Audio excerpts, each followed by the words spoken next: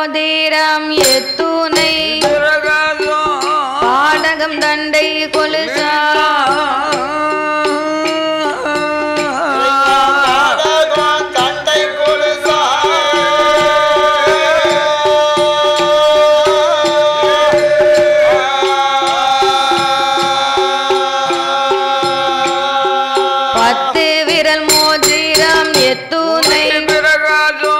பாடகம் தண்டை கொலுசா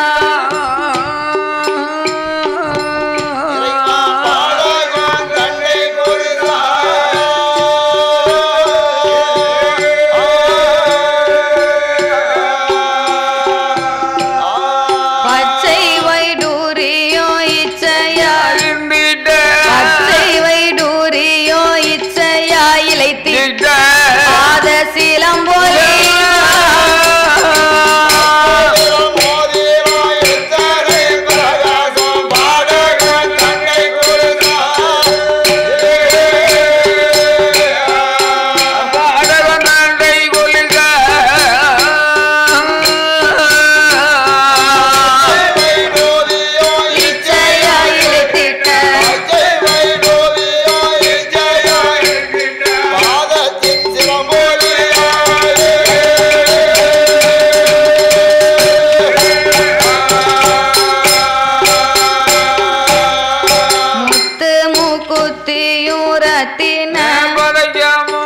மோகன மாலை அழகா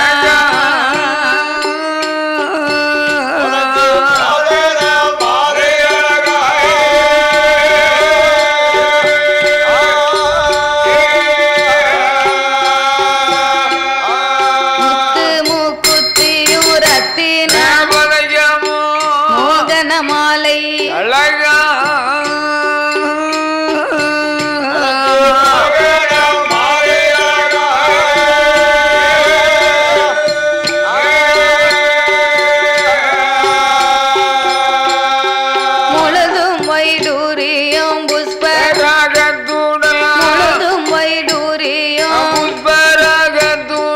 முடிந்திட்ட தாலியழ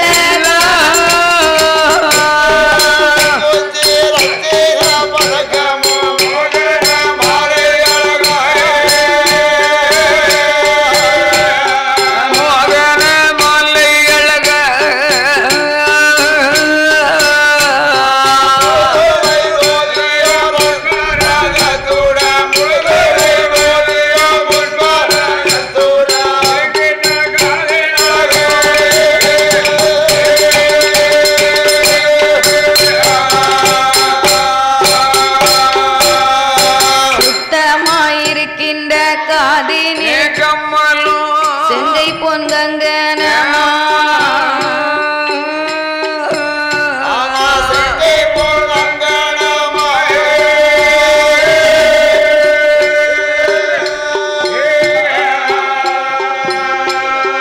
ஜெகமெல்லாம் வெள்ளை உச்சு முகமெல்லாம் ஒளிபட்டு ஜெகமெல்லாம் வெள்ளை உச்சு முகமெல்லாம் ஒளிபட்டு சிறு காதின் கொப்பினழ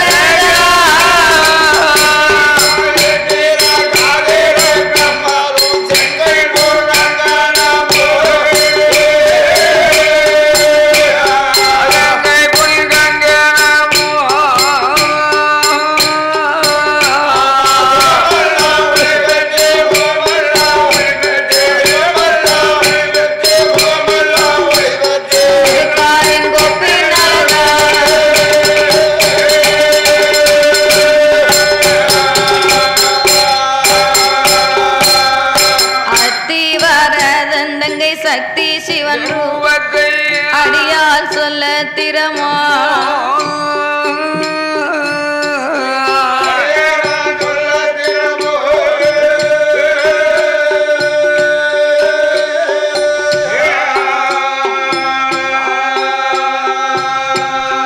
அத்திவரதந்தங்கை சக்தி சுடர் ரூபத்தை அடியால் சொல்ல திறமா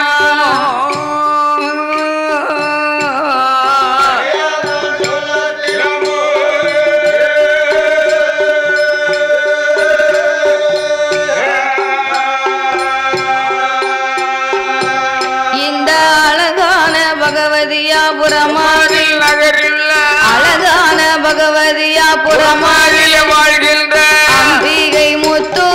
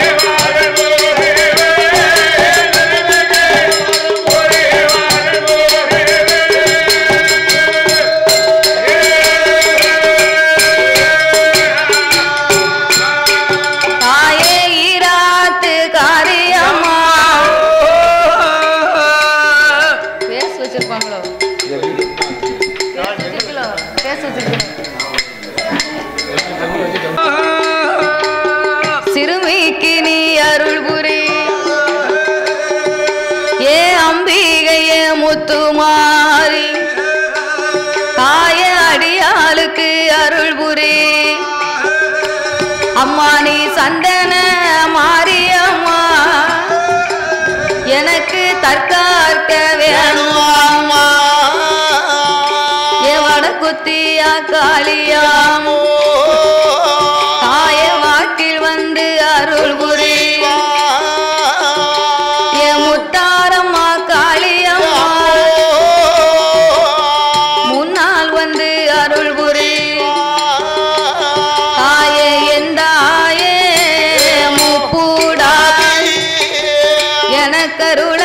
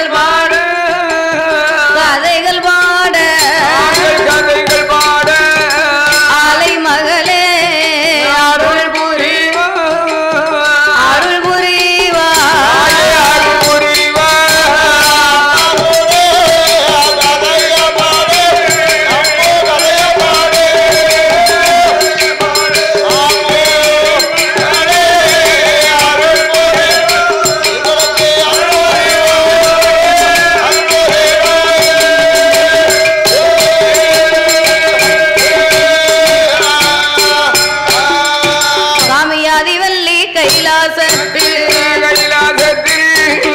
ஆதி வெள்ளி கைலாசத்தில் ஆணி பெண்ணால் முடிவுலுங்க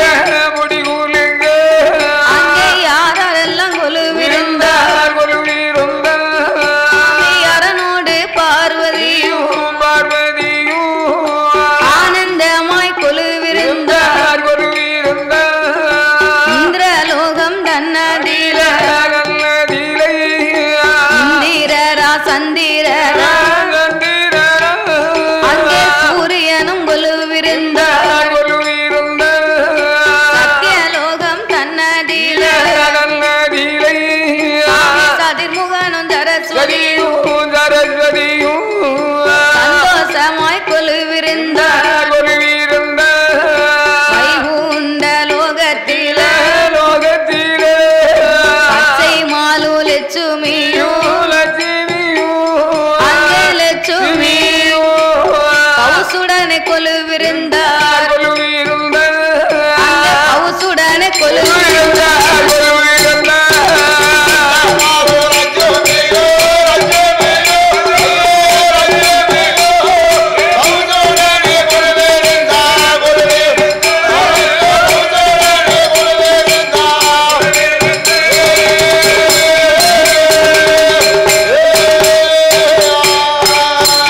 முப்பத்து முற்கோடி தேவர்கள் 48,000 கோடி அங்கே அகத்தீசர் அம்புலத்தீசர் அழகு கலை கோட்டு மாமுனி அமர தேவர் முனிவரோடு சாமி அஷ்டதிக்கு பாலர்கள் அங்கே ஆகாயத்தில் சூரியன் அன்பு கூலி ஆகாய வாணியோடு வாணி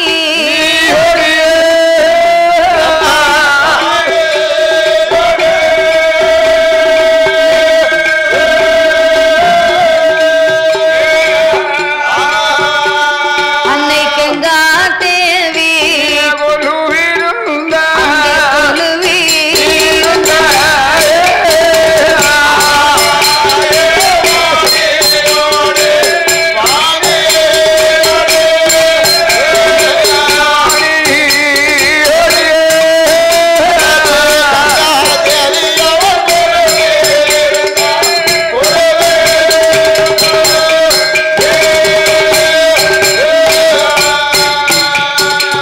அப்பேற்பட்ட இறைவன் வாழக்கூடிய அந்த கைலாச வாசலில் ஆண்டவனாகிய சாட்சாதி சிவபெருமானோடு நீலகண்டன் கரைக்கண்டன் காலகண்ட மூர்த்தி என்றும் அழைக்கப்பட்ட சங்கரன் சதாசிவன் சர்பாகரன் சாலாசூடன் காலாகலன் காமாதை கண்ணன் கண்கண்ணன் திருநீகந்திகம்பரம் திரிசூலன் தில்லையம்பலன் திருநீலகண்டனாகிய சிவபெருமானோடு ஆனைத்தோல் போர்வையும் புலித்தோல் ஆசனங்களோடு சக்தியோடு ஆண்டவன் கைலாசத்திலே கொலுவிருந்து வருகின்றார்கள். அப்படி கொலுவிருக்கும் இறைவனாகிய சிவபெருமான் 714 உலகத்தை இறைவன் படைத்து 224 புவனங்களையும் ஆண்டவன் படைத்தார். 7 சப்தா சாரங்களாகப்பட்ட கடல்களை படைத்து கல்லுக்குள் இருக்கும் தேரையவும் கற்பையுக்குள் வாழும் சிசுவையும் முட்டைக்குள் உருவாகும் குஞ்சியும் ஆண்டவன் படைத்தார். ஓரறிவு முதல் 6 அறிவு படைத்த நாமளை போன்ற மானிட மனுக்களை ஆண்டவன் படைத்தார். நாமளை ஏன் படைத்தார்? ஆண்டவனாகிய சிவபெருமானை வணங்குவதற்காக அந்த பரமசிவன் பகவானுடைய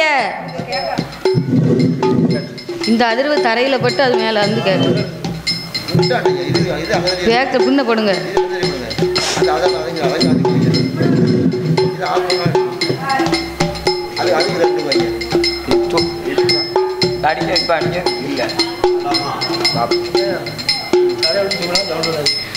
ஆண்டவனாகிய சிவபெருமான் நாமளையெல்லாம் ஏன் படைத்தார், எதற்கு படைத்தார் தெரியுமா? எதற்காக படைத்தார்? பகவான் சிவபெருமானுடைய வடிவத்தில நாமளை பெற்றெடுத்த தந்தையை ஆண்டவன் படைத்து அம்மா சிவசக்தி இருக்காள இந்த முத்துமாரியம்மா அம்மனுடைய வடிவத்திலே நாமளை பெற்ற தாய்மார்களை ஆண்டவன் படைத்தார்.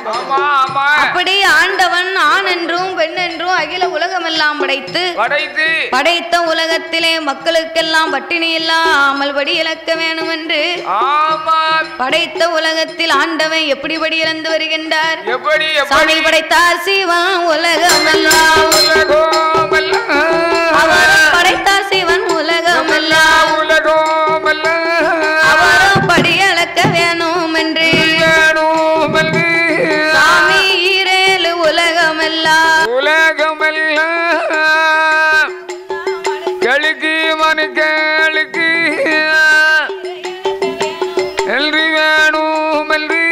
அவர் நாளை நல்ல தினை எடுத்து ஐயா நாடு எங்கும் வடி அளந்தார் உரிய நல்ல தினை எடுத்து உலகமெல்லாம் படி அளந்தார் மரக்கால் நல்ல தினை எடுத்து மாநிலமும் படி அளந்தார் எவ்வுயிரும் தப்பிடாமல் எவ்வுயிரும் இறையளந்து வாராரே இறையளந்து வாராரே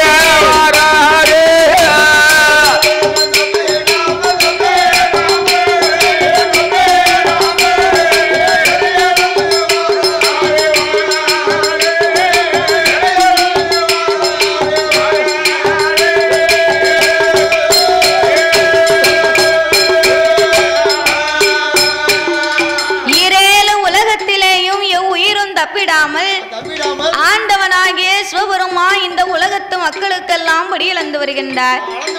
அப்படி படியிழந்து வரும்போது பார்வதாதேவி சிவபெருமான் எப்போது வருவார் என்று சொல்லி அந்த ஆண்டவனுக்காக பார்வதி எப்படி இருக்கின்றார்? அவளும் தங்க நல்ல தாம்பூலத்தில் தங்க நல்ல தாம்பூலத்தில் பார்வதி பாரிசாத மலரெடுத்து கெண்டியில ஜலம் எடுத்து கிருபை உள்ள பகவானுக்கு பாத பூஜை முடிப்பார். பார்வதி பணிவிடையும் செய்யுவார். படியிழந்த பகவானுக்கு பார்வதி பாலும் பழம் கொடுப்பார். இறையிழந்த ஈசனுக்கு இலைப்பாரி கொடுப்பார். அங்கே களைத்து வந்த பகவானுக்கு களைத்து வந்த பகவானுக்கு பார்வதி கலைப்பாரி கொடுப்பார்.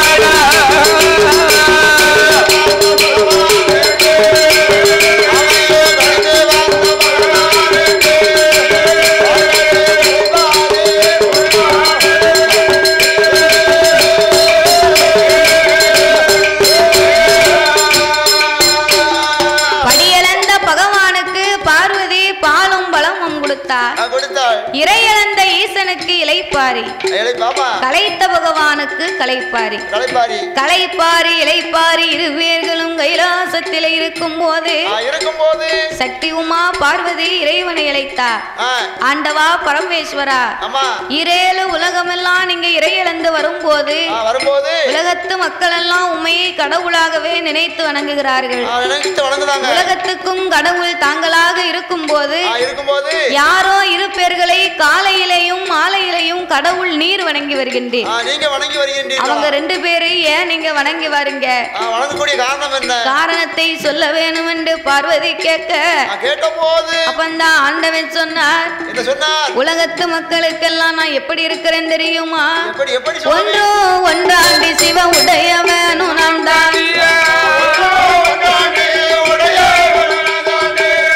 ஒன்று ஒன்றாண்டி சிவ உடையவனும் நான் தான், இரண்டு இரண்டாண்டி சிவ ஈஸ்வரனும் நான் தான், மூன்று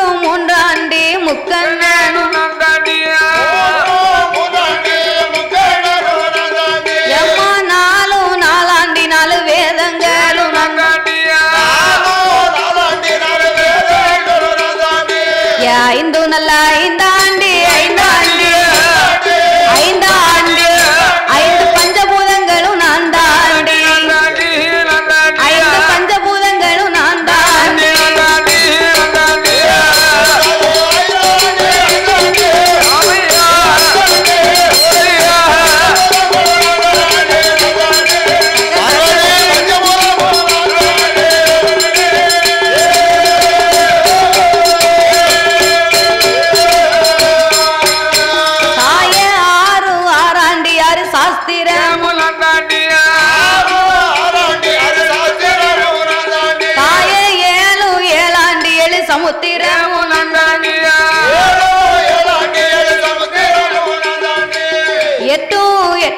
எட்டு திசைகளுமே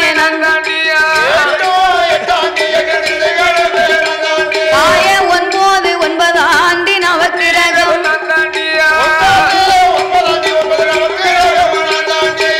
10 நல்ல 10 ஆண்டி 10 ஆண்டி 10 ஆண்டி பகவானு நான் தாண்டி அடியளக்கும் பகவானு நான் தாண்டி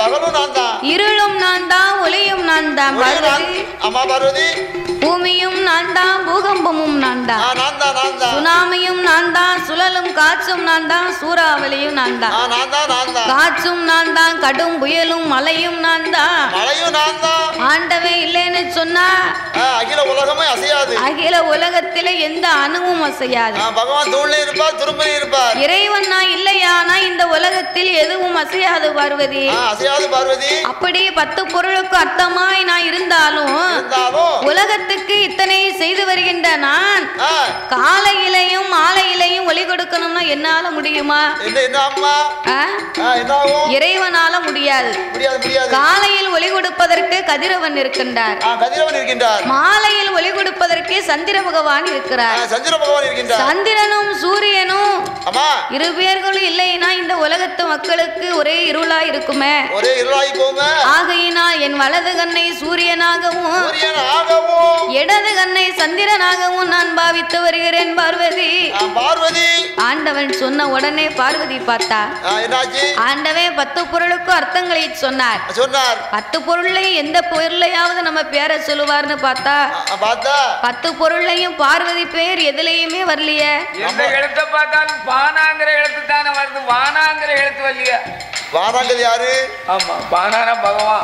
சரி, ஆமா, வானான்னா அதாவது பார்வதிக்கும் அதே எழுத்து தான் வரும். என்ன ஞானம் இல்ல.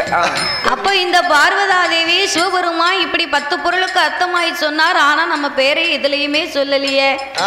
அன்று ஒரு நாளையிலே ஆண்டவனுக்கும் நமக்கும் தர்க்கம் வந்துச்சு. தர்க்கத்தை நிறுத்த சிவன் பெரியவரா சக்தி பெரியவளா அப்படின்னு போராட்டம் வரும்போது ஆண்டவன் உடம்பிலே பார்வதி நான் சரிபாதி பங்கெடுத்து, சிவன் உடம்பிலே சக்தி நான் சரிபாதி பங்கெடுத்து, சக்தி உடம்பிலே சிவன் பாதி பங்கெடுத்து இப்படி இணைந்து விட்டோம். அப்போ இடது கண்ணும் வலது கண்ணும் இருக்குன்னு சொன்னா வலது கண்ணு சூரியனா இருந்தா இடது கண்ணு எடப்பாக வர வாங்கியிருக்க கூடிய பார்வதி என் கண்ணு தானே சந்திரனா இருக்கக்கூடும். அப்படியானா இன்றைக்கு நாமல் இதனையே பரிசோதிக்க வேணும் என்று அவள் ஆதிசக்தி பார்வதி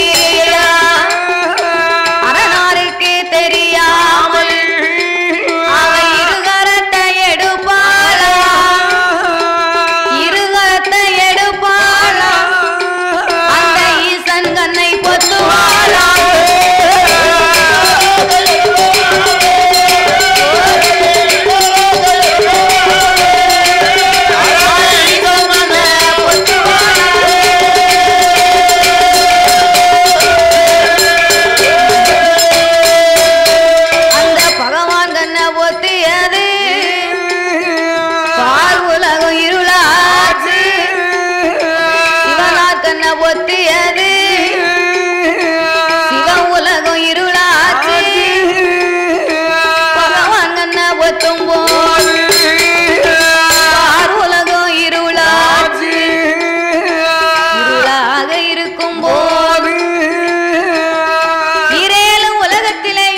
பார்த்தாலும் ஒரே இருள்மயமா இருக்கு, ஒரே இருட்டா இருக்கு. ஆண்டவே ஏற்கனவே இப்பதானே சொன்னாரு வலது கண்ண சூரியன் இடது கண்ண சந்திரம்னு சொன்னாரு.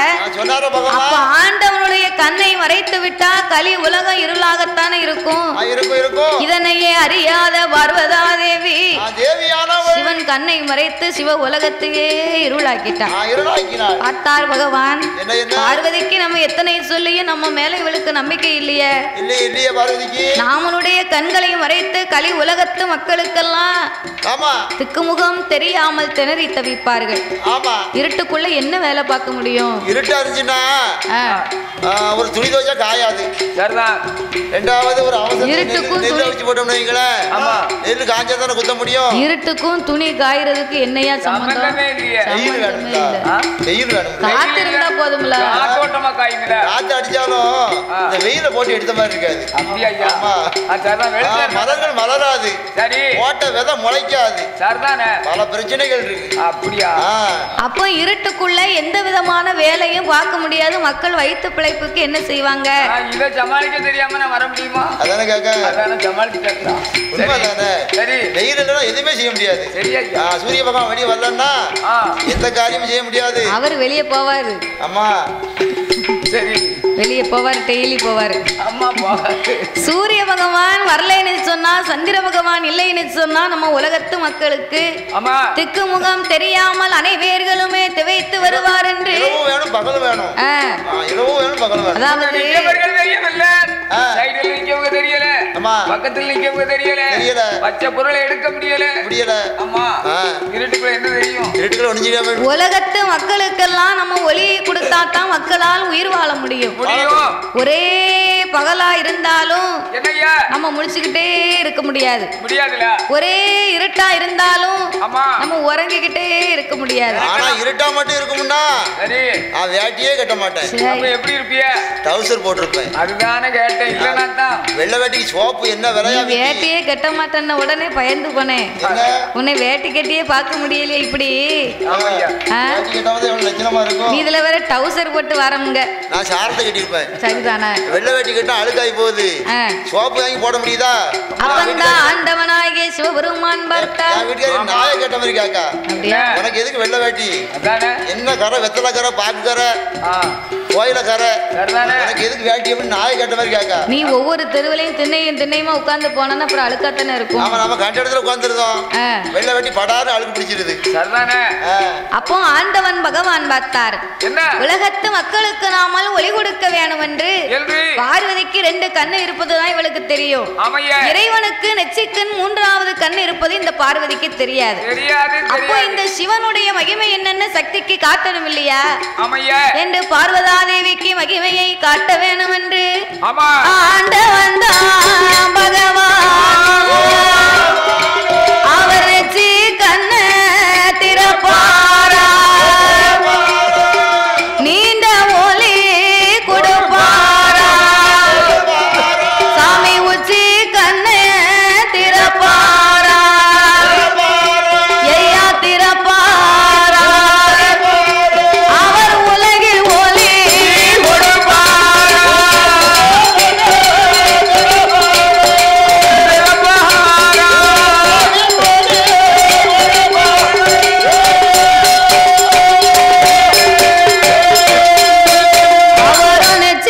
திறந்த போது அங்கே நீண்ட ஒளியாகுதையா, கண்ண திறந்த போது சாமி உலகில் ஒளியாகுதையா. ஆண்டவே நெற்றிக்கண்ணை திறந்து நீண்ட ஒளிகளை கொடுக்கும் போது உச்சி கண்ணில இருந்து அக்கினி பொறிகள் பறந்து அதிலே இருந்த ஆங்கார ஓங்கார வடிவங்களை கொண்டு காளி அம்சத்திலே ஒரு பெண் வந்து பிறந்தார். ஆண்டவே அப்பெண்ணை அழைத்தார். அம்மா பெண்குடியே, உச்சி கண்ணிலே நீ காளி அம்சமா வந்து பிறந்த உனக்கு இன்றைய நாள் முதலாக உச்சி மாகாளி உன் பெயர். வரம் கொடுத்து உச்சி மாகாளியை வடக்கு வாசல் கோட்டையிலே அமர வைத்து ஆண்டவன் அவர் ஆங்காரம் கொண்டு கண்ணை திறந்தாரு பாரு. அந்த அக்கினியின் வெக்கை தாங்க முடியாம ஆண்டவனுக்கு அங்கமெல்லாம் ஒரே வேர்வை. அங்கமெல்லாம் வேர்வைன்னு சொன்னா என்ன என்ன அந்த அக்கினி வைக்கப்பட்ட உடனே சரி கடவுளுக்கு வேர்வை சுரந்து காட்டாச்சு வெள்ளமா கரை உரண்டு வருகிறது. பகவானுடைய வேர்வை அப்படி காட்டாச்சு வெள்ளமா போகுது. அப்போ நமக்கு என்ன காத்தாடி இல்லாம வீட்டுல இருக்க முடியாது, ஒரு நிமிஷம் இருக்க முடியாது. வீட்டுக்கு எப்பவும் போவோம் காத்தாடிய போட்டு எப்பவும் ஃபேனு கீழே காலை விரிச்சு படுப்போம்னு இருக்கு. வீட்டுல ஒரு வேலை செய்ய முடிய மாட்டேங்குது, சொறி சொறி சொறி வேத்துருது. நல்ல உடம்புனா வேக்காது, உங்களை மாதிரி கள்ள உடம்புக்கு தான் வேக்கும். வேக்காடு நேரம் மகிழ்ச்சி சித்திரமா வெயில் பத்தியா வேக்காடு நேரமா இருந்தா யாருக்கா இருந்தாலும் வேக்கத்தான் செய்யும். வேலையில எல்லாம் பாக்கணும் கள்ள உடம்பு யாருக்கு நல்ல உடம்பு யாருக்கு. நல்ல உடம்பு கள்ள உடம்பு என்ன இருக்கு. அப்போ நமக்கு காத்தாடி இல்லைன்னா ஒரு நிமிஷம் இருக்க முடியல.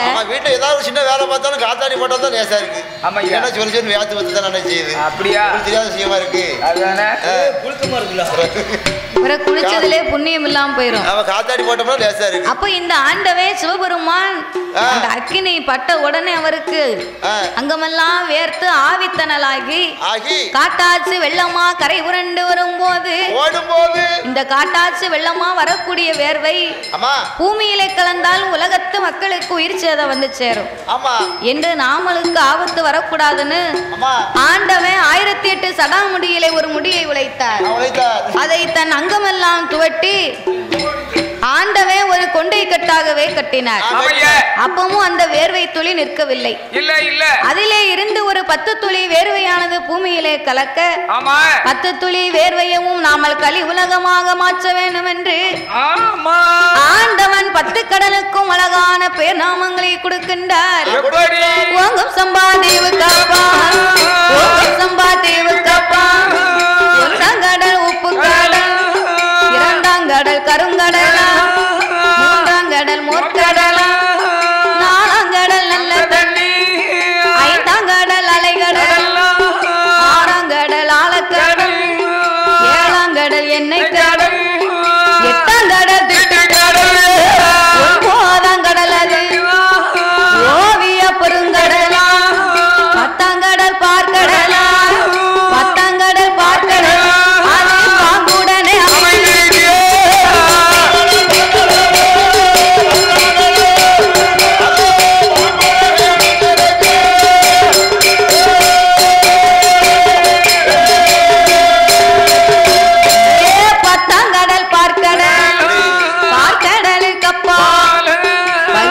நம்பாரை உண்டு பழங்கி வண்ணம்பாறையில் அடர்ந்ததொரு ஆலமரோ ஆலமராடியதில் காற்றடித்து மணல் குவித்து பெரிய கரையா ஓங்கி வளர்ந்த ஊற்று 1000 வாசல் உண்டு. அங்க புத்தா வெள்ளி புத்தா, அங்க புத்தா வெள்ளி புத்தா, அது தானா வளர்ந்து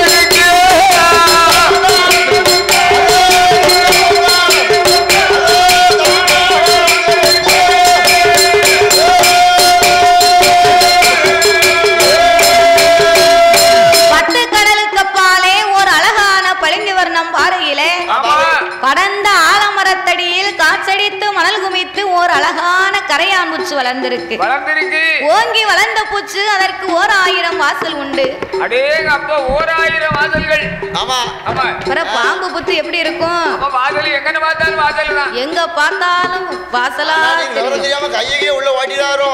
அப்படியே எந்த புத்துல எது இருக்குன்னு சொல்ல முடியாது. சரி எந்த புத்துக்குள்ள என்ன பாம்பு இருக்குன்னு யாரு கண்டா? எனக்கு ஓடிடாரோ இல்ல. நானும் ஒரு பித்து இருக்கு அர்த்தத்துக்கு பார்க்க வளர்ந்துகிட்டே தான் இருக்கு.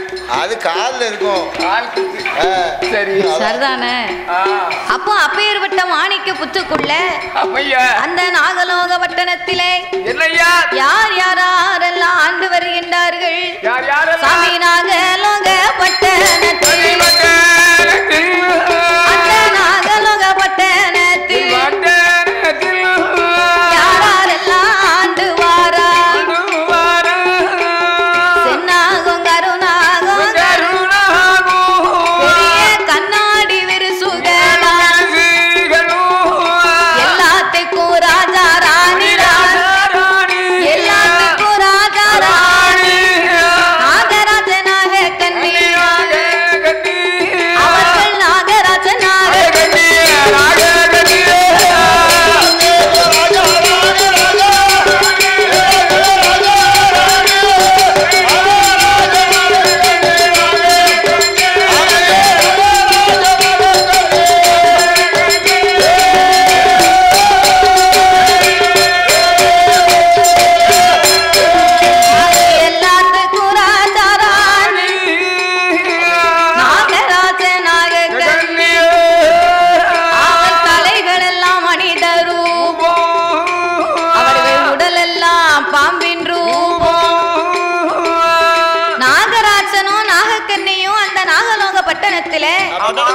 தலைகள் எல்லாம் மனித ரூபங்களோடு, உடல் எல்லாம் நாகத்தின் வடிவங்களோடு தெய்வ அம்சமாகவே இரு பேர்களும் வாழ்ந்து வருகின்றார்கள்.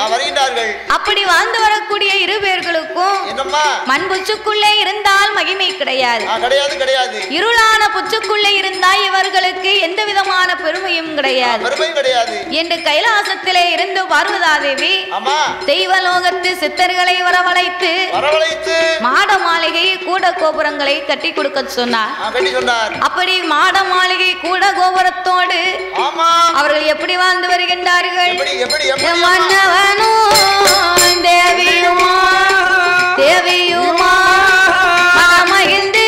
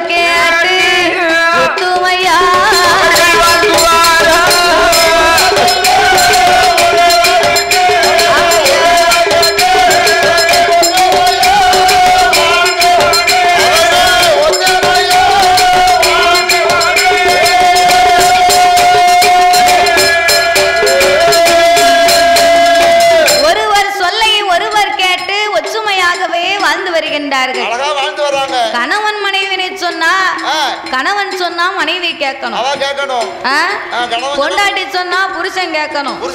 அதான் நல்ல குடும்பம். கணவன் மனைவி என்னைக்குமே விட்டு கொடுத்து வாழணும், விட்டு கொடுத்து வாழணுமே தவிர மனைவி கழுத்துல கிடக்க சங்கிலி சரப்பொலி அத்தனையும் வித்து கொடுத்து வாழக்கூடாது. விட்டு கொடுத்து வாழ்ந்தா தான் வாழ்க்கை நல்லா இருக்கும். சங்கிலிய பூரா வித்தாச்சுன்னா அப்புறம் எங்க போய் சாப்பிட?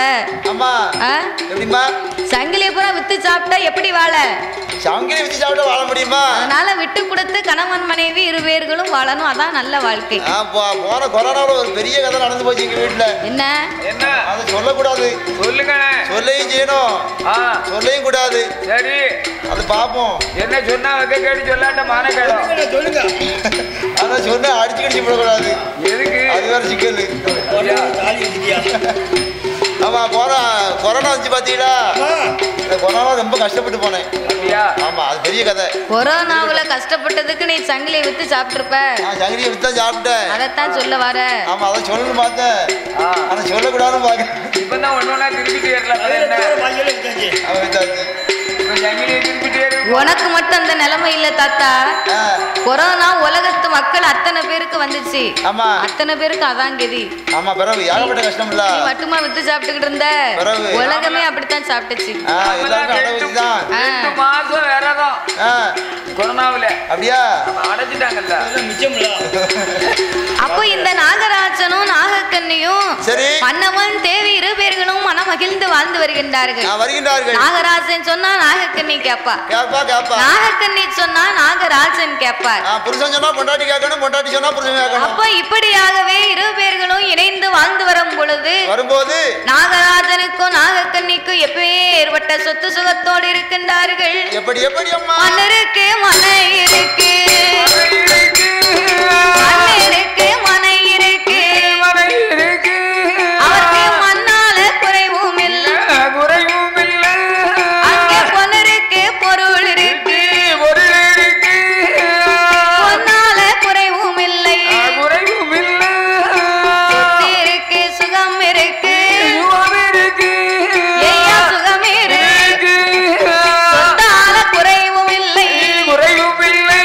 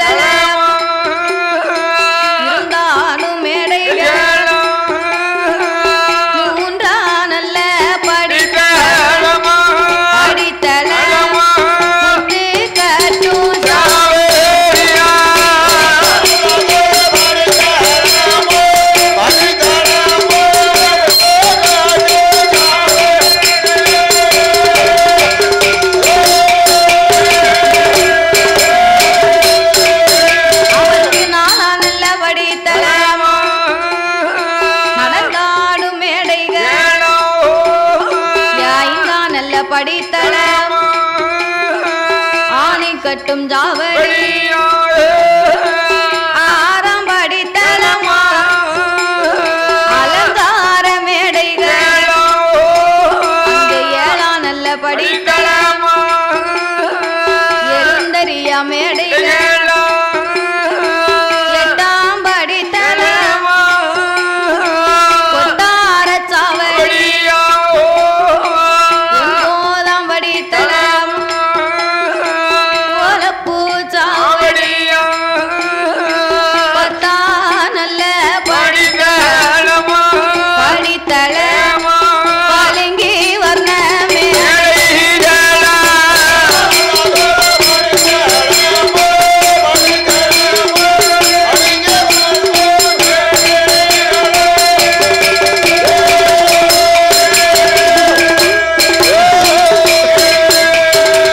ஐந்தாம் படித்தலம் அவருக்கு ஆணை கட்டும் ஜாவடி ஏழாம் படித்தலம் அவருக்கு எழுந்தறியா மேடை பத்தாம் படித்தலம் அவருக்கு பந்தடி மேடை அப்படி மண்ணும் மனையோடு பொன்னும் பொருளோடு அந்த நாகராஜனும் நாகக்கண்ணியுமாக இரு பேர்களும் சீரோடும் சிறப்போடும் செல்வமாகவே வாழ்ந்து வரும்போது ஒரு மனிதனுக்கு வாழ்க்கையில எத்தனைதான் பொன்னும் பொருள் சொத்து சுகம் இருந்தாலும் செல்வத்திலே சிறந்த செல்வமே குழந்தை செல்வம் தான். கனியிலே சிறந்த கனியே முதலை கனிதான். சொத்துக்கெல்லாம் பெரிய சொத்து பிள்ளை சொத்து தானையா. அந்த காலத்துல ஆனா பிறந்த ஆம்பளை கிட்ட பெச்செடுத்த பிள்ளை தகப்பனை பார்த்து கேப்பானா, எப்ப கேப்பான், கல்யாணம் முடிச்சு வாழ்ந்து வயோதியான காலம் வரும்போது அவர் சாகக்கூடிய நிலைமை வரும்போது அப்பம்போது கேப்பான், இத்தனை வருஷமா நீ எங்களை வளர்த்து வந்திய, இப்போ நீ போய் சேரக்கூடிய நேரமும் வந்தாச்சு, ஆனா இந்நாள் வரைக்கும் எங்களுக்கு நீ என்னத்தை சேர்த்து வச்ச? கேப்பான். ஒரு நல்ல இருக்கு, நல்ல வீடு உண்டா, ஒரு நாலு பக்கம் விதப்பாடு உண்டா, அதை சொல்லு. அப்போ எங்களுக்கு நீ என்னத்தை சேர்த்து வச்ச? வளர்த்தாம நாய கட்ட மாதிரி கேட்கத்தான் செய்வான். ஆமா கேட்பாங்க, கேட்பாங்க ஐயா. எங்களுக்குன்னு நீ என்னத்தை சேர்த்து வச்சுன்னு கேட்டா அப்பந்தான் அவர் சொல்லுவாரா, ஐயா என் நாமத்தம் அவனே நாள் வரைக்கும் ஆமா உங்க அம்மையை சேர்த்து வச்சிருந்தோம்லடா அப்படின்னு சொல்லுவாங்கல்ல பையன். அவங்க அப்பா மகன்கிட்ட சொல்லுவாரு, உங்க அம்மையை நான் கெட்டினதுல இருந்து இன்னேறு வரைக்கும் பிரியாம இருக்கேன்டா, இதை விட உனக்கு என்னடா சேர்த்து வைக்கணும்? அம்மையை கெட்ட நாள்ல இருந்து இது வரைக்கும் சேர்த்து வச்சிருக்கேன், அம்மா பிரியாம வச்சிருக்கேன். சரிதானே, பெரிய பெரிய திறமைசாலி இல்ல? ஆமா.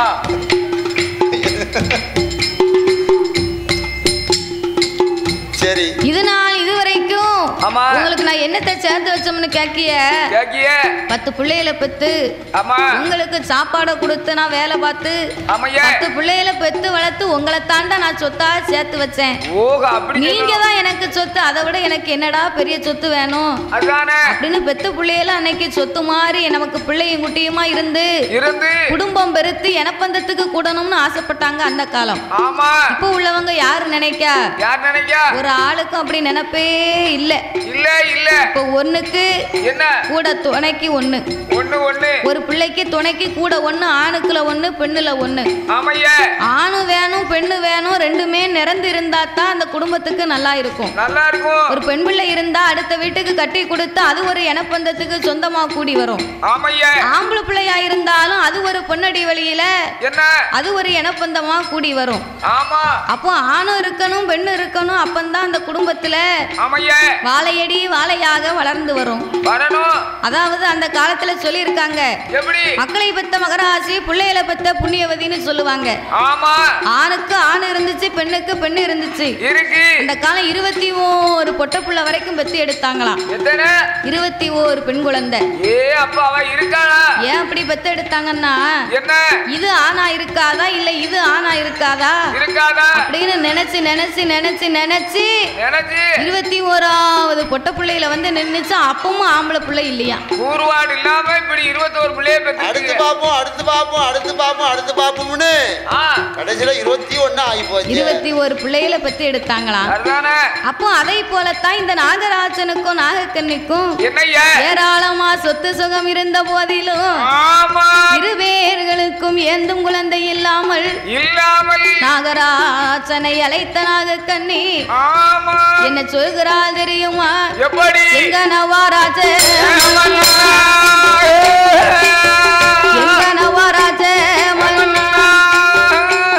சாமி எனக்கு வைத்த பிராணே நாம இரு பேர்கள் இந்த நாகலோக பட்ட ஏ மண்ணிருந்து என்ன செய்ய நமக்கு மன இருந்து ஏறு செய்ய ஏ பொன்னிருந்து என்ன செய்ய மன்னா பொருள் இருந்து ஏறு செய்ய சொத்திருந்து என்ன செய்ய சொத்திருந்து என்ன செய்ய மன்னா சொத்தையால பிள்ளை இல்லை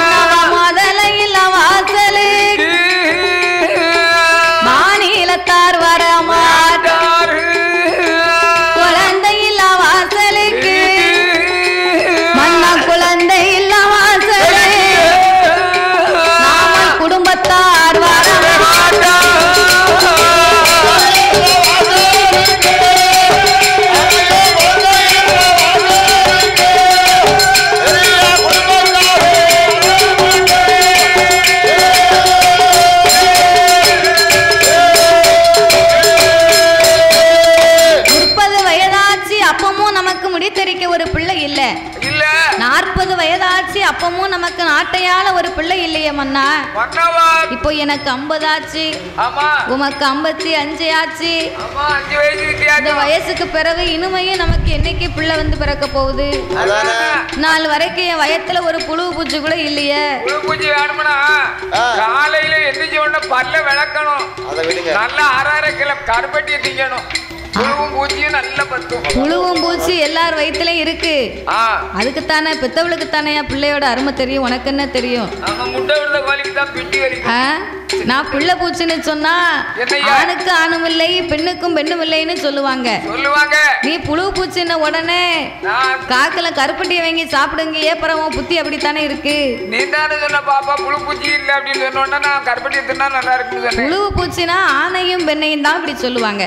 அப்படியா? அப்போ இந்நாள் வரைக்கும் என் வயத்துலன்னு ஒரு பிள்ளைய நான் இன்னும் பெற்றெடுக்காம இருக்கேன். நம்மன்னா முதல்ல இல்லையண்டா என்ன மலடின்னு சொல்லுவாங்க. புழுவுனா ஆண் குழந்தை, பூச்சினா பெண் குழந்தை. அப்படியா? புழுவுன்னு சொன்னா அப்படியே நவண்டு வீட்டுக்குள்ள அப்படியே இந்த பாத்தியா நவண்டு தான் வரும். அது மாதிரி வீட்டை சுத்திக்கிட்டே வருவான் பையன். பெண் குழந்தை பறந்து சென்றும் வயசான உடனே அடுத்த வீட்டு பறந்து போயிருமோ? ஆமா. என்னைக்கா இருந்தாலும் அடுத்த ஆளுக்கு தானே கையை பிடிச்சு பார்த்தா ஒருத்தன் கேட்பான், எப்படி அண்ணாச்சி உனக்கு எத்தனை பிடி இருக்கு அப்படி கேட்பான். சரி அண்ணாச்சி எனக்கு 4 பிடி இருக்கு நல்லா வைக்கலான்னு கேட்பான். எனக்கு 2. அப்ப உங்களுக்கு எத்தனை பிள்ளை ஊருக்கு எத்தனை பிள்ளைன்னு கேட்பாரு. அதுக்கு என்ன சொல்லுவீங்க? உனக்கு எத்தனை ஊருக்கு எத்தனைன்னு சொன்னா சில பேர் விவரம் தெரியாதவங்க தப்பா நினைச்சுக்கிடுவாங்க. உனக்கு எத்தனைன்னு சொன்னா ஆம்பளை பிள்ளை நம்ம கூடவே இருக்கும்னு அர்த்தம். ஊரானுக்கு எத்தனை அப்படின்னா என்னைக்கா இருந்தாலும் நம்ம பொட்ட பிள்ளைய நம்ம கைபிடிச்சு தான் அடுத்தவங்களுக்கு கொடுக்க போறோம். அதுக்கு தான் ஊரானுக்கு எத்தனை உனக்கு எத்தனைன்னு கேட்பாங்க பெரியவங்க. பொம்பளை பிள்ளைகளுக்கு பிறந்த வீட்டு வரைக்கும் தகப்பனாருடைய எழுத்த போடுவாங்க. முத எழுத்து சரி. கருப்பசாமி மகா. அம்மா. கானா சுப்புலட்சுமி. சுப்பையா மாவா. சுப்பனா சூனா. சரி. சூனா சுப்புலட்சுமி. ஆமா. அதாவது அந்த குழந்தையை கெட்டி கொடுக்க வரைக்கும் தகப்பனுடைய பேர் வந்துகிட்டே இருக்கும். பேர் ஆமா ஆமா இன்சில். ஆமா. கெட்டி கொடுத்த பிறகு ஆமா ஆமா யாரு ராமகிருஷ்ணன். ஆமா. அப்படின்னு சொன்னா முதல் எழுத்து என்ன வரும்? ஆறு வரும். இங்கிலீஷ்ல சொல்ல இருப்பியா? தமிழ்ல ரா வரும். ஆமா ரா வரும். ஆமா நான் எப்போதும் சீதாலட்சுமி அப்படின்னு பேர் வரும். வந்துரும். மாறிக்கிடும். ஆமா. அதான் தகப்பனுடைய வீட்டுல இருக்க வரைக்கும் தகப்பனாருடைய பேரை உச்சரிப்பார்கள். ஆமா. கட்டி கொடுத்துட்டா அடுத்த வீட்டு பேர் தானே அது. கணவனுடைய பேர் தான் வரும். ஆமா. அதுதான். அப்போ அதுக்குத்தான் ஊரானுக்கு எத்தனை உனக்கு எத்தனைன்னு கேட்பாங்க இல்லையா? அப்போ நாகராஜனுக்கு ஆணுக்கும் ஆணும் கிடையாது, பெண்ணுக்கு பெண்ணும் கிடையாது. அப்படி ஆணுக்கு ஆண் இல்லாமல் பெண்ணுக்கு பெண் இல்லாமல் நாகக்கண்ணி ஒரு நாளை பார்க்க தன் அரண்மனையில என்ன செய்யற கண்ணீரும் கவலையுமா கட்டளையை அமர்ந்திருந்தார். ஐயோ நாகராஜன் அங்கிருந்து வந்தார். என்ன அடியே நாகக்கண்ணி ஏம்மா பிள்ளை இல்லைன்னு இப்படி வருத்தப்பட்டுக்கிட்டு இருக்க? இதுக்கெல்லாம் கவலைப்படலாமா? ஆண்டவன் அருள் இருந்தா 60 வயதுக்கு அப்பாலும் அழகான பிள்ளையை நம்ம பெற்று எடுக்கலாம். இறைவன் அருள் இருந்தா 70 வயதுக்கு அப்பாலும் ஏந்தும் பிள்ளையை பெற்று எடுக்கலாம். அம்மா ஆமா கொடுக்கக்கூடிய தெய்வம் என்ன வேண்டாம் வேண்டாம்னாலும் நிறுத்த போறது கிடையாது. கூரையை பிரிச்சுக்கிட்டு போடும். கொடுக்கக்கூடிய கடவுள் நீ சொன்ன மாதிரி கூரை பிச்சுக்கிட்டு தான் கொடுப்பாரு. ஆமா கூரையை பிச்சுக்கிட்டு கொடுப்பாரு. வேண்டாம் வேண்டாம்னாலும் நிறுத்த மாட்டாரு. ஆமா வேணும் வேணும்னாலும் தர மாட்டாரு. ஆமா யாருக்கு எப்பொழுது எதை கொடுக்கணும்னு அவருக்கு தெரியும். அந்த நேரத்துல தான் ஆண்டவன் கொடுப்பார். ஆமையா ஆகையினால் நீ அஞ்ச வேண்டாம் அலைய வேண்டாம் அருங்கவலை உனக்கு வேண்டாம் நாகக்கண்ணி என்று நாகராஜன் ஆட்சி தேச்சி ஆறுதலை சொல்லும் போது நாகக்கண்ணிக்கு மனக்கவலையை தாங்க முடியாமல் கணவனிடத்திலே என்ன சொல்லுகிறார் தெரியுமா?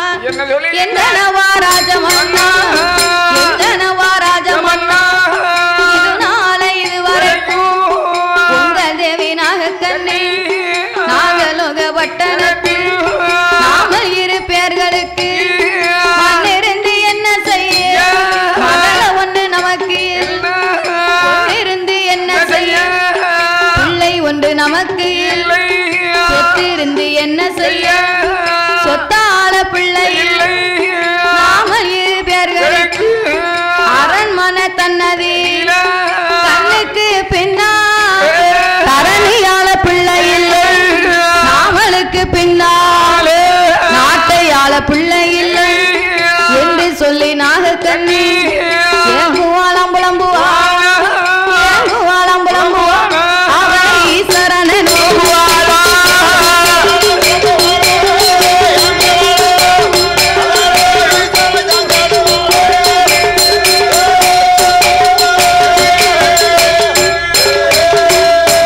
அலறுவாளம் புலம்புவாள் ஆண்டவன நோகுவாள் மன்னோ அதி மன்னவர் மகுட முடி ராஜமன்னா வட்டிலில சாதம் போட்டா வாரி உன்ன பிள்ளை இல்ல இலையதில சாதம் போட்டா எடுத்து உன்ன பிள்ளை இல்லை கும்பாவில சாதம் போட்டா கும்பாவில சாதம் போட்டா கூடி உன்ன பிள்ளை இல்லை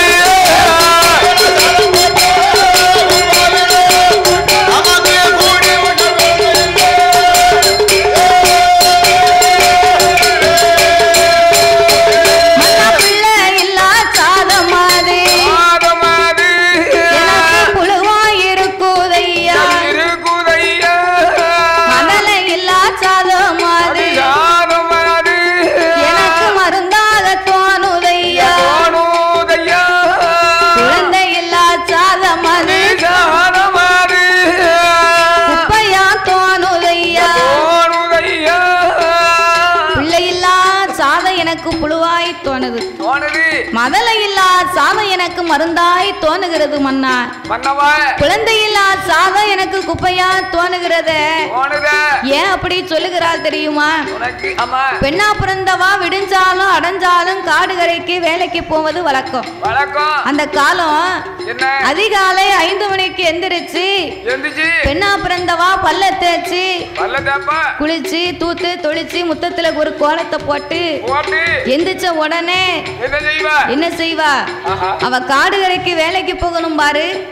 காடுகரைக்கு வேலைக்கு போகணும்னா கஞ்சி கொண்டு போவதற்கு அந்த காலத்துல இந்த அரிசி சாப்பாடெல்லாம் ரொம்ப பார்க்க முடியாது. அப்ப ரொம்ப ஆர்வம். நெல்லரிசி சாப்பாடுன்னு சொன்னா அப்போ அற்ப சொற்பமா தான் சாப்பிட முடியும். ஒரு நல்ல நாள் திங்க நாளைக்கு ஒரு கடைசி வெள்ளி ஒரு மாதாந்த வெள்ளிக்கு தான் இந்த நெல்லிச்சோரை பார்க்கலாம்.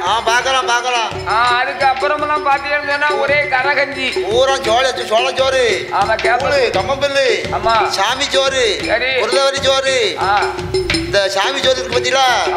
அது இட்லி மாதிரி இருக்கும். அப்படியா? ஆமா சாப்பிடுறோ. ஆமா பாரு நோயத்த சாப்பாடு அது. சரிதான் ஐயா. இப்ப யாருக்குங்க? அப்போ பெண்ணா பிறந்தவா காலையில எழுந்திருச்சு 4 சோளத்தை ஊற போட்டு வேலையெல்லாம் முடிச்சு வந்து பார்த்தான்னா சோளம் ஊறி இருக்கும் பாரு. மாமியாலும் மருமகளும் சேர்ந்து மாத்தோலக்க போட்டு அந்த சோளத்தை இடிப்பா பாத்துக்கோ. அப்படியா? ஒரு உரல்ல 2 உலக்கை விட்டு மாமியாலும் மருமகளும் குத்துனான்னு சொன்னா ஒரு உலக்கைக்கு ஒரு உல அடிபட்டுரும்ல? அடிபடாது. அப்படியா? அவளை ஞாக்கிலாமே உலக்க போடுவாங்க. அந்த சீரியல் பல்ப பாத்தியா நீ? நைட்டு போட்டிருந்தாங்களே இந்த சீரியல் பல்பு. ஆமா என்ன போடு அது? Serial bulb. சீரியஸ் பல்பு தான். சரியா கவனிக்காம போட்டுட்டாங்க. சீரியஸ் பல்பு தான். கண்ணும் தெரிய மாட்டுக்கு, காதும் கேட்க மாட்டுக்கு. உனக்கு என்னத்தை சொல்லி புரிய வைக்க? கண்டியாங்கோ. இப்போ நான் காட்டிக்கிட்டு இருக்கேன் தெரியலன்னு இருக்க. இந்த கிட்ட நிக்க ஆம்பளை தெரிய மாட்டேங்குது. எட்டி அண்ணா நிக்கி வருங்க அங்கிட்டு கோபுக்கங்க. அங்க நிக்க பொம்பளை தெரியுது. நல்லா தெரியும் உனக்கு. அப்ப அந்த கண்ணை கையில தானே பிடியும் கொடுக்கணும். எனக்கு கண்ணு தெரியலையாங்க. சரிதானே? எனக்கு எட்டுன பார்வை. கிட்ட நிக்க ஆம்பளை தெரியும். ஏ ஓம்போடு இருக்கு பாரு ஓம்போடு. என்னது? அந்த ஓம்போடு பக்கத்துல ஓம்போடு இல்ல யாம்போடும் இல்ல. நைட் அது வந்து ஓம் போடு. அதத்தான் நான் சொன்னேன். உனக்கு புரியலையே என்ன செய்ய? அந்த ஓம் போடு பக்கத்துல 2 பொம்பளைய நின்னு மாத்து விளக்க போட்டு அவ இடிச்சுக்கிட்டு இருக்கா. அப்படியா? அத மாதிரி அந்த காலத்துல மாமியாலும் மருமகளும் சேர்ந்து மாத்து விளக்கு போட்டு சோளத்தை இடிப்பாளாம். லைட் போட்டா எனக்கு கண்ணே பிடிக்காது. அதான் ராத்திரி நான் பார்க்கறேன். லைட் போடட்டும் அதுக்கப்புறம் தான் உனக்கு தெரியும். நான் நல்லா காமிக்கிறேன். கூர்மையா பாத்துக்க ஒரு. சரி அத கவனிச்சு பார்த்தா தானே தெரியும். உனக்கு இளங்கண்ணு. சரி எனக்கு வயசாகி போச்சுடா. அப்படியா? அப்ப அரவிந்தல போய் உனக்கு ஒரு ஆபரேஷனை பண்ணணும். உன் செலவுல தான் பண்ணணும். பரவாயில்லை. அப்புறம் பங்கல கழிச்சுக்கிட்டு ஒன்னும் பிரச்சனை இல்ல. சரி அப்போ மருமக எந்திக்கலன்னு வைகி மாமியா எந்திரிச்சா அவ ஊற போட்டுருவா. மருமக முதல்ல எந்திரிச்சான்னா அவ ஊற போட்டுருவா. மருமக எந்திக்கலன்னு வைகி மாமியா கேப்பால கேள்வி. எப்படி கேப்பா? ஏட்டி காக்கா கூப்பிடுது கட்டையில ஒணர் இல்ல கண்ணு முழிக்கல நீ எப்போ எந்திக்க போற? அப்ப உள்ள மாமியா கேட்டான்னு வைகி அந்த காலத்துல மருமவ அடிச்சு பண்ணிட்டு எந்திப்பாளாம். இப்ப உள்ளவா எவ அப்படி எந்திக்கா முடியாது. அவ மாமியால தான் கேட்க அத்தனை கேள்வி கேட்கா. அவ கூப்பிட்டான்னு வைகி மணி 7 மணி இருக்கும். 7 மணி ஆகுதா இன்னும் நீ எந்திக்கலையே. சோறு கறி பொங்கி உன் வீட்டுக்காரன நீ வேலைக்கு அனுப்ப வேண்டாமா? என்ன பிறந்தவ காலைல 4:30 மணிக்கு எழுந்துச்சு முத்தத்துல சாணியை போட்டு பார்த்தா எச்சி பாத்திரத்துல முத்தத்துல கொண்டு சாணியை போடணுமா? இல்ல முத்தத்துல சாணி தொழிக்கணும்னு சொன்னேன். சாணியை கரைச்சு தொளிப்பாங்க. தொளிச்சிட்டு சாமான சுத்தமா தேய்ச்சி கழுவுறா. பாத்திரத்தை கழுவி அதுக்கு பிறகு சோறு பானையை பொங்குனால அவளுக்கு நல்லா புத்தி இருக்கும். அப்படி செய்யறா அவ என்ன பொம்பளை ஆகும் அவட்ட எப்படி நம்ம கஞ்சி வாங்கி? அப்ப மாமியா கேப்பா உன் தாய் தாப்பன் உன்னை வெளுத்த லட்சணத்தை பார்த்தா இப்படித்தான் வளர்த்தா அவளுக்கு ஒன்னைய.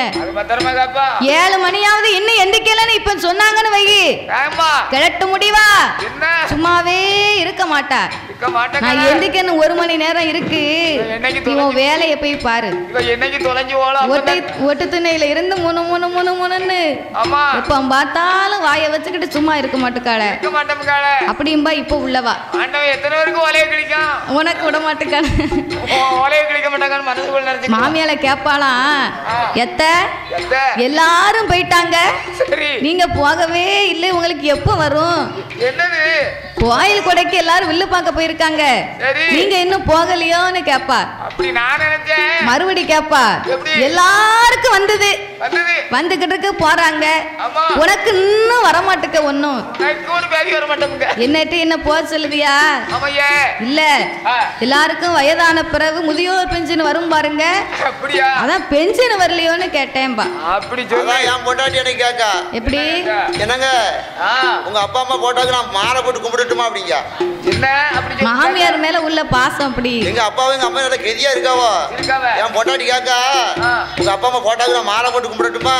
அவளுக்கு எப்போ போட்டு கும்பிடுவோம் குளியை எப்போ முழுவோம்னு இருக்கா. வாசல்ல பெரிய போட்டா போட்டுருக்காங்க அப்பா அம்மா போட்டா. அதுல மாலையை போட்டு கும்பிடட்டுமா அப்படிங்க. அப்படியா? ஏன் சொல்றதா சாவ சொல்றதுங்க அப்பா அம்மாவை. அப்படி விவரமா சொல்லுங்க ஐயா. மூச்சை கொடுக்க முடியாது. அப்போ இந்த நாகராஜனுக்கும் நாகக்கண்ணிக்கும் அவ ஏன் பிள்ளை இல்லாத சாதம் புழுவா இருக்குன்னு சொல்லுதான்னா, அப்போ காலையில எழுந்திருச்சு மாமியாரும் மருமகளும் ஊற வச்ச சோளத்தை மாத்து விளக்கு போட்டு இடிச்சதுக்கு பிறகு அந்த சோளத்தை நல்ல ஒரு பெரிய பானை, பெரிய பானை, ஆமா ஒரு பிடிக்கு அந்த பானையில ஊற வச்ச சோளத்தையும் போட்டு அடுப்ப மூட்டி சோளத்தை நல்லா வேக வச்சு சோள கஞ்சியை இறக்கி வைப்பா. இறக்கி வச்சதுக்கு பிறகு அதே கங்குல சோளத்துக்கு கூட்டு என்னதுங்க? முறக்கருவாடு. முறக்கருவாடுல சுட்டு எடுத்தான்னு வை 8 வீட்டுக்கு மணத்திருக்கு. அந்த காலம் 8 வீட்டுக்கு மணத்திருக்கு. இப்போ கருவாடை சுவாப்பு போட்டு கழுவி குழம்பு வச்சாலும் நாரத்தான் செய்த தவிர மனம் வர மாட்டுக்கு. இப்ப இவன் மசாலா போட்டுலாம் கூட்டு வைக்க.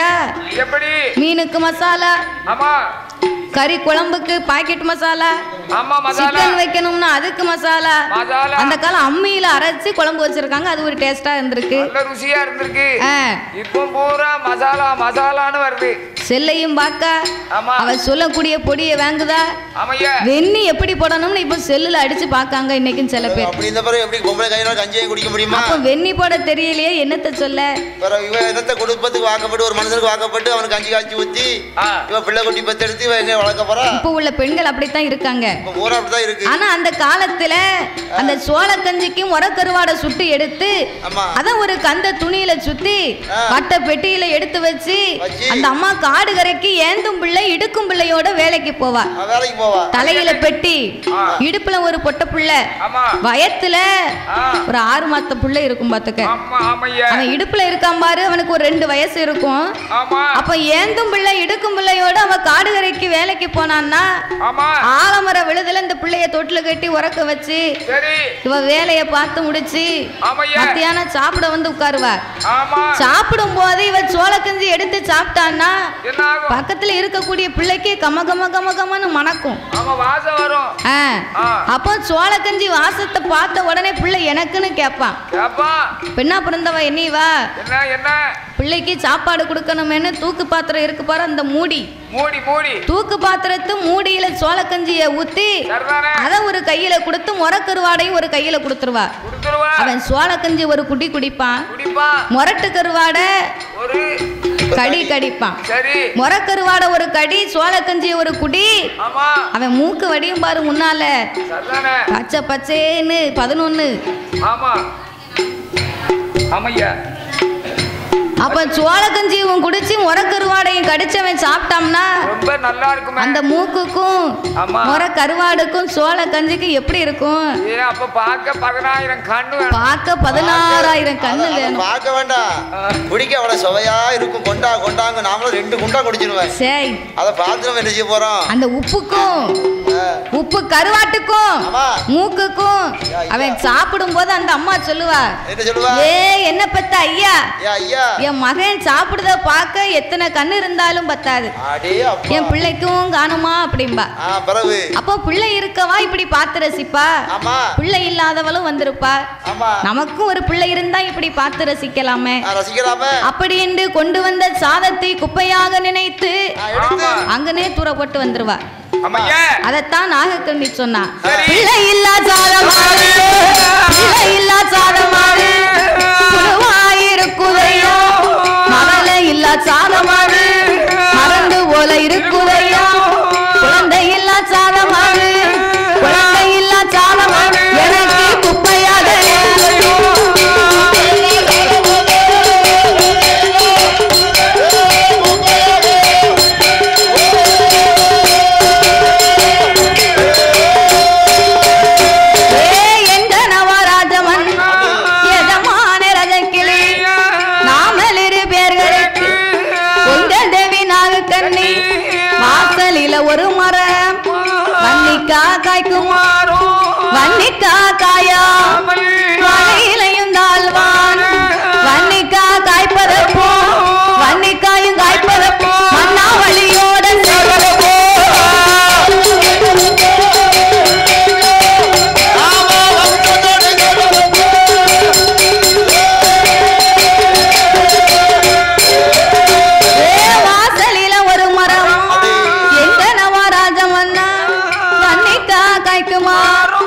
கண்ணிக்கா காயா மலியோடு தாழ்வான் உச்சத்தில வரும் முத்து முத்தா காய்க்குமா முத்து முத்தா காயா முத்திலையும் தாழ்வான் கொல்லையில ஒரு மரம் கொல கொலையா காய்க்குமா கொல கொலையா காயா கொல கொலையா குடும்பத்திலும் தாழ்வானே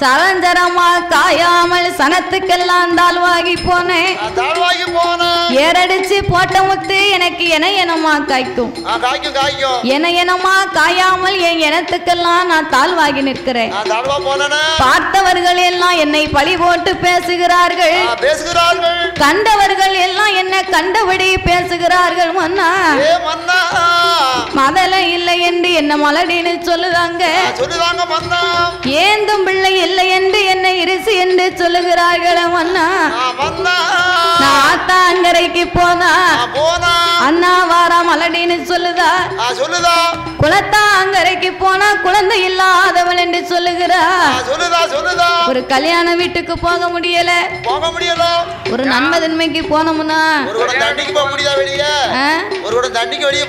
தண்ணிக்கு போனோம்னு வை என்ன சொல்லுதா இப்ப தானே வந்த உனக்கு பிள்ளை இருக்கா கொல்லி இருக்கா உனக்கு எந்த கைப்பிள்ளை அழுவுது கால் பிள்ளை அழுவுதுன்னு கைப்பிள்ளையா கால் பிள்ளையா உனக்கு தொட்டில் பிள்ளை இருக்கா என் மகன் ஈயமா கத்திக்கிட்டு இருப்பா ஒரு குடத்தை நான் வச்சுக்கிட்டு போறேன் கொஞ்சம் ஓரமா நில்லு அப்படிம்பா பிள்ளை இருந்தா அப்படி பேச மாட்டாள்ல அப்ப பிள்ளை இல்லாம தானே அவளை பழி போட்டு பேசுதா அதாவது யாருக்கிட்ட முதல்ல என்ன குறை இருக்குன்னு கேட்க கூடாதியா யாருக்கிட்ட என்ன குறை இருக்குன்னு பார்க்க கூடாது ஒரு ஆளுக்கிட்ட முதல்ல என்ன நல்ல புத்தி இருக்கு அவர்கிட்ட எதை நம்ம நல்லதை எடுத்துக்கிடணும் நினைச்சு பார்க்கணும் சும்மா யார பார்த்தாலும் அவன் அது குறை இது குறைன்னு சொல்லி அப்படி பார்த்தோம்னு சொன்னா உலகத்துல எல்லாரும் கெட்டவங்க தான் எல்லாருக்கும் குறை இருக்கு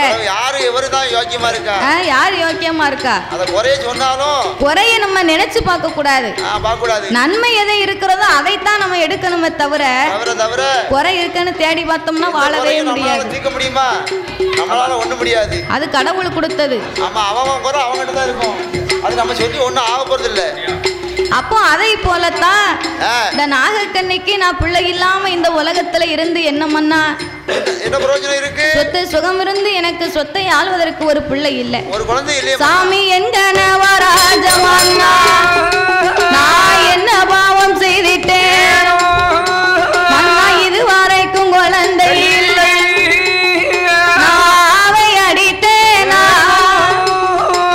அற கொடுமை செய்திட்டேன் மண்ணா வைத்தார்கள் அடைக்கல பாவி வயிறறிய செய்திட்டேன் நான் வாட்ட நாளி மறக்க கொண்டு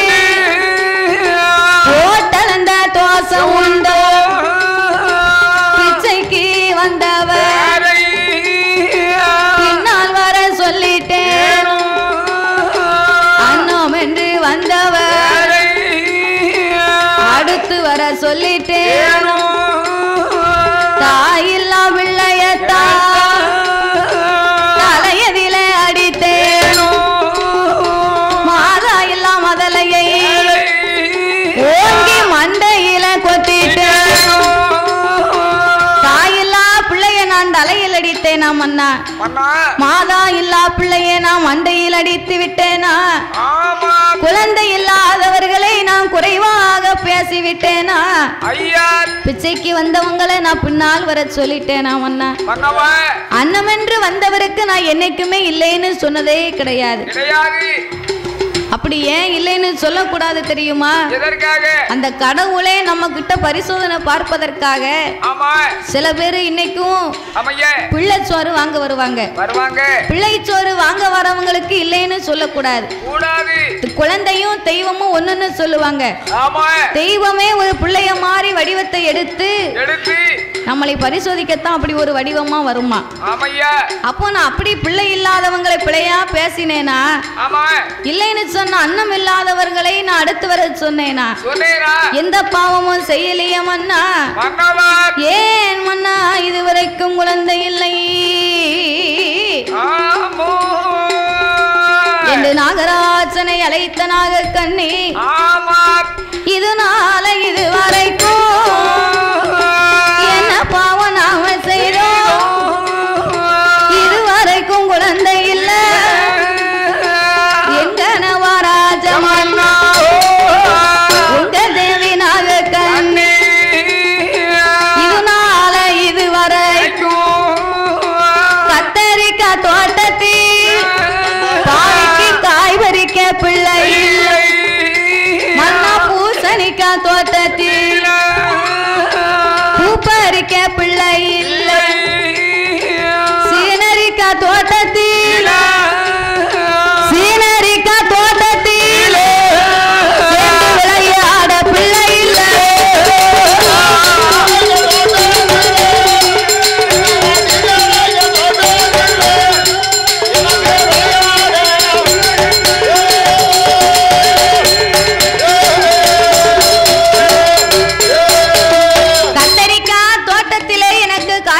பிள்ளை இல்ல மன்னா சீனரிக்காய் தோட்டத்திலே எனக்கு சிரித்து விளையாட பிள்ளை இல்ல ஒரு பிள்ளை பொட்ட பிள்ளை இருந்துச்சுன்னா அம்மாளுக்கு இருக்கக்கூடிய அத்தனை வேலையவும் மாத்திருவா பெண் பிள்ளை இருந்தா தாய்க்கு செய்யக்கூடிய வேலைகளை செய்வா ஒரு ஆண் பிள்ளை இருந்தான்னா அப்பாவுடைய கை வேலையை மாத்தி கொடுப்பான்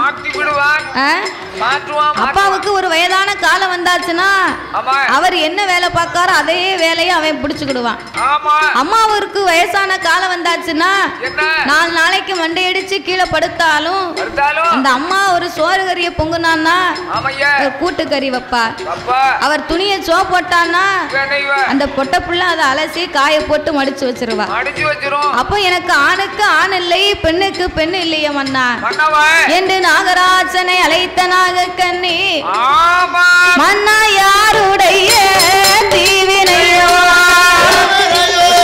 யமனுடைய சொல்பிலையோ மாதாவின் விதிப்படியோ மகாதேவா இட்டெழுத்தா எந்த யாரின் விதிப்படியோ மன்னா விதிப்படியோ ஏ தலையடியிலே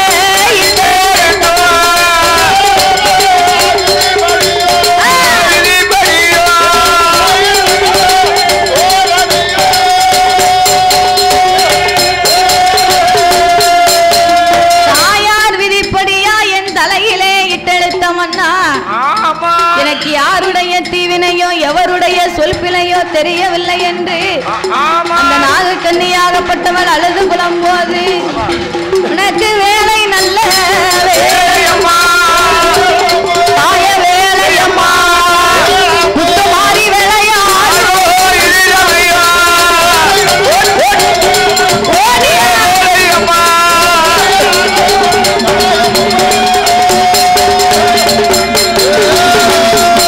தாய மத்தியான உனக்கு மதி காலி 8 பேரோ தாய மேலே